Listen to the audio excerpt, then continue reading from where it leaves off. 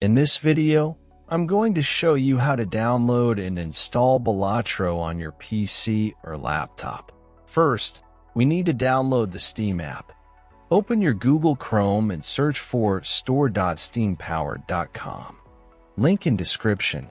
Click on the Install Steam button on this page.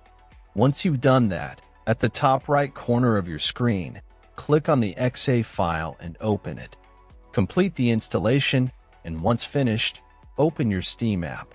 Now, go to Store and click on the search box at the top right-hand corner. Search for Balatro to download the game.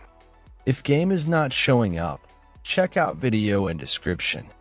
Else in drop-down menu, click on Balatro. Then scroll down until you see Add it to the cart button. Click on it. In new pop-up, click on View My Cart.